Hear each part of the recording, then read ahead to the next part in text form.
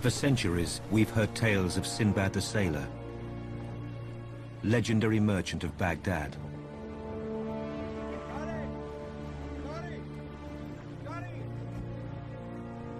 He and those like him voyaged to fantastic kingdoms more than 1,000 years ago.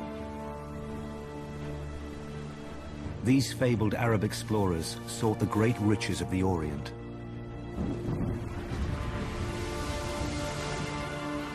Crossing nearly 10,000 kilometers of open ocean.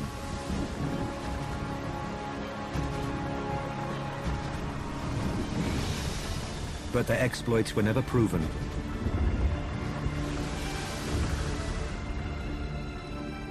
Until now. A chance discovery in the treacherous waters off Indonesia reveals a seabed covered in gold, silver, and ceramics. It may prove the existence of a global seafaring culture centuries before we imagined possible.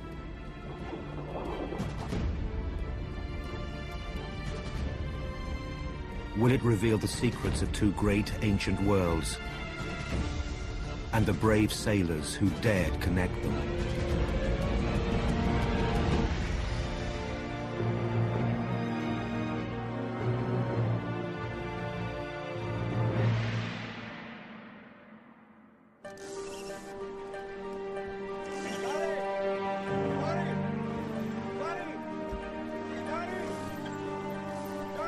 Over 1,100 years ago, an international crew of men set sail on a perilous journey. They are returning home from Tang Dynasty China with rare ceramics and gold created by 9th century Chinese craftsmen, desired by the rest of the world.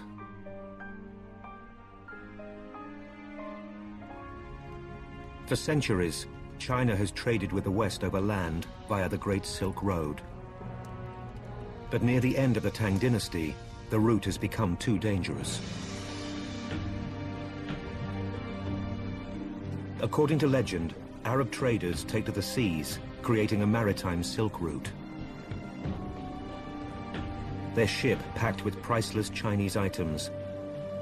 These men are gambling that this trip will make them rich beyond their wildest dreams. If they survive the cruel seas. They traveled safely from the Middle East, all the way to China. But on their return voyage, they make a fateful decision. Here, off the coast of Indonesia, the reef-filled waters are so deadly that ancient sailors call the area the Treacherous Bay. For reasons we may never know, the captain chooses this route. The gamble fails. His ship and its treasure are lost forever. Or so it seems.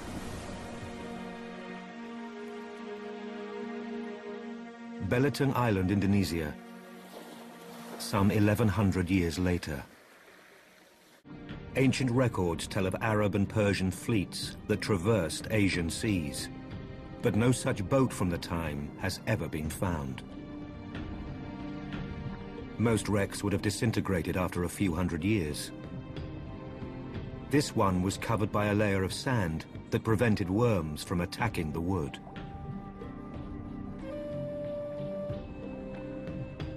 Every element of the wreck is potential evidence that the maritime Silk Route existed.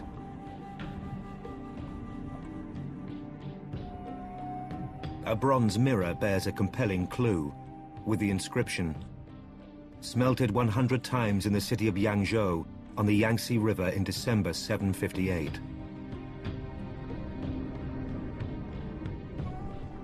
Without a doubt, the treasure is from Tang Dynasty China, but Flecker is eager to identify the age and origin of the ship. Radiocarbon analysis dates fragments of the wooden hull to between 700 and 900 AD. We actually took off a sample of this and we sent it to various people for analysis, and it's come back that this is Afzelia africana species. Avzilia africana is a hardwood once prized by the ancient Arab boat builders. The wood is found here, across Africa from Senegal to Uganda. If it's a timber coming from Africa, it's far more likely that was just transported the short distance up to possibly Yemen or Oman, and the vessel was built there. The hull's position on the seabed also allows Flecker and the others to determine the ship's shape. The layout of the ship's frame is clear evidence that it is a traditional Arab dhow. Some 20 meters long, with 2 masts about as tall. Its hold is packed with cargo. The crew lives and works in whatever space is left on deck. It's an absolute benchmark. There's nothing been found older. It wasn't expected to be found. It's an Arab ship. They haven't even been found in the Middle East. Here it is in Indonesian waters. It's amazing. Nautical archaeologist Nick Birmingham has devoted his life to recreating the world of the medieval mariners. Flecker sends him the clues gathered from the wood fragments. Well, this one should be coming round now. Like many ships in the region, the dhow was built without a single nail. The ship was entirely stitched together. Certainly a good 200,000 stitches involved. The seams between the planks were held together, holes drilled about 2 centimetres either side of the seam, 4 centimetres apart. The complex system of stitching holds the dhow's planks firmly together even in rough seas. Paper bark is put between planks and underneath the stitching to prevent water leaking into the hull through the holes. The great thing about a stitched vessel is when it's severely damaged, you can take all the stitching out, replace the damaged parts, put it back together, nothing wrong with it. Whereas a nailed vessel, a bolted vessel, those fastenings are not really easily removed, and so you can't take the thing apart and put it back together. The discovery of the Arab dhow is rewriting the history of cross-oceanic trading. But until now, nothing is known of the mariners on board or of their final destination. Who sailed this treasure-laden ship nearly 10,000 kilometers across the world?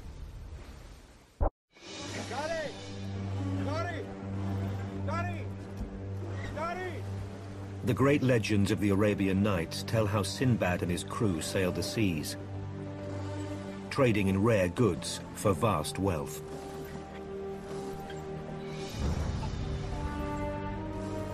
Who were the real explorers of the age? Did Sindbad and his crew really exist? You go back and look at your wonderful Sindbad tales.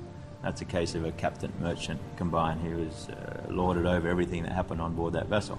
You'd have to be incredibly adventurous. You'd have to be a huge risk taker, the fellow that's investing all his funds in a voyage like this.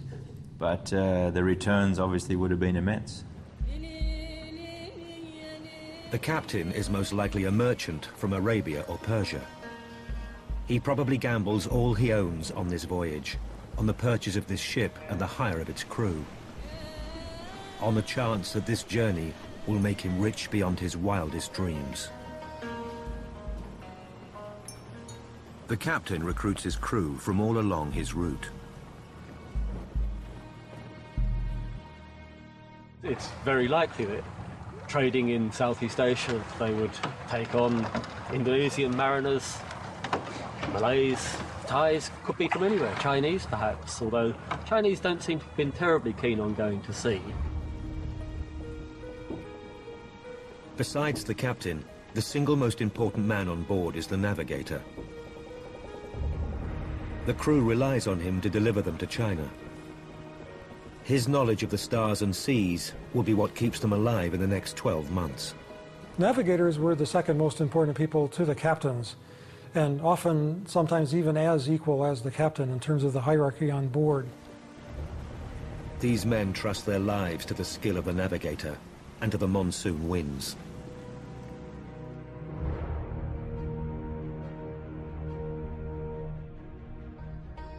According to the Sindbad legend, their journey may have begun in the Persian Gulf in September or October. The northeast monsoons take the dhow first across the Arabian Sea down to South India, then down to Indonesia and through the Malacca Strait. Finally, if the dhow survives the hidden reefs of Indonesia and the storms of the South China Sea, it will reach the east coast of China.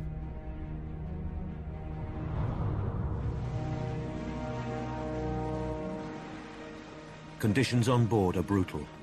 This dhow is designed for trade and little else.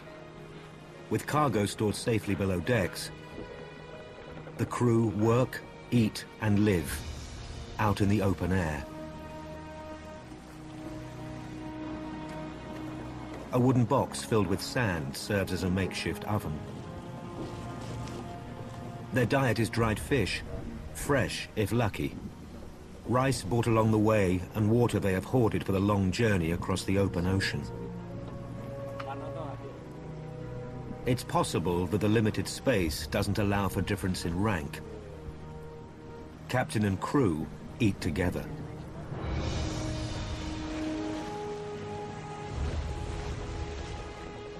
The captain's one privilege is a palm frond shelter. This is his cabin and quarters for the entire journey.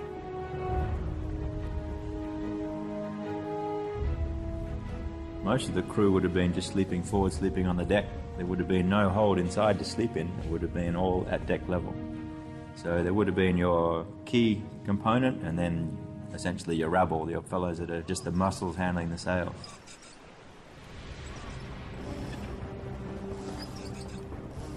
The crew must maintain their hand-sewn sails constantly.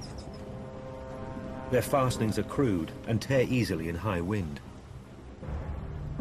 Better to lose a sail than for a storm to rip off the mast.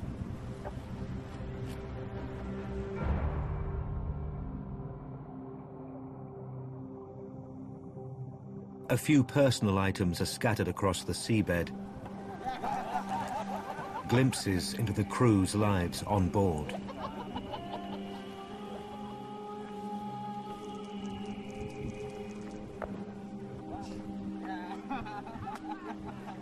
A small bone die, perhaps used by men to gamble, playing games to pass the long hours at sea.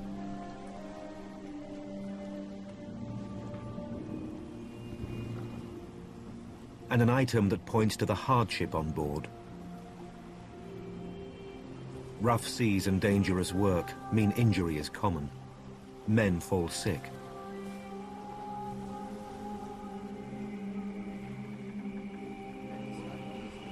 The navigator burns aromatic resin to cure the injured.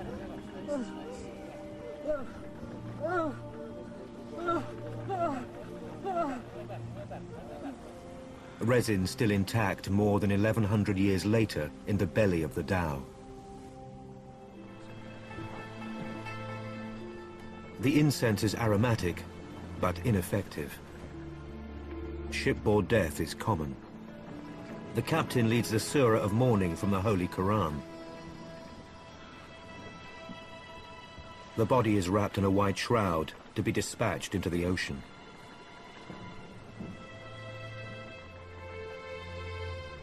When men die along the way, the captain must find new recruits at foreign ports.